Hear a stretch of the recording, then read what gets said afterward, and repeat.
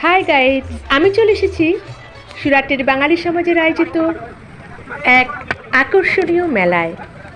হ্যাঁ, মেলাটি হলো পৌষ মেলা। পৌষ মেলা বললেই কিন্তু আমাদের শান্তিনিকেতনের কথা মনে পড়ে যায়।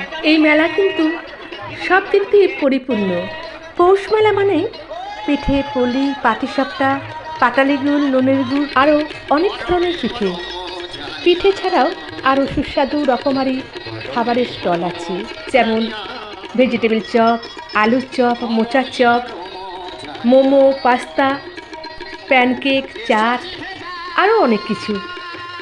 এই মেলায় বিভিন্ন ধরনের ননভেজ আইটেমও আছে, যেমন egg roll, chowmein, chicken pakora, chicken 65, আরও অনেক ধরনের ননভেজ আইটেম আছে। এই মেলার মূল আকর্ষণ হলো বাউল সঙ্গীত। সুদূর শান্তিনিকেতন থেকে এই বাউল শিল্পীদের আনা হয়েছে।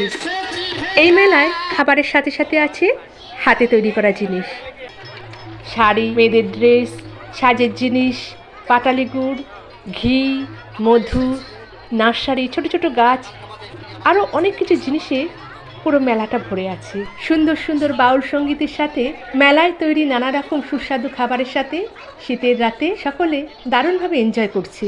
প্রবাসী বাঙালিদের জন্য এই পৌষ মেলা খুবই গর্বের বিষয়। বাঙালি হিসেবে আমরা গর্বিত যে বাংলার বাইরেও এই মেলার মাধ্যমে বাঙালি সংস্কৃতিকে সকলের মধ্যে তুলে ধরা হয়েছে।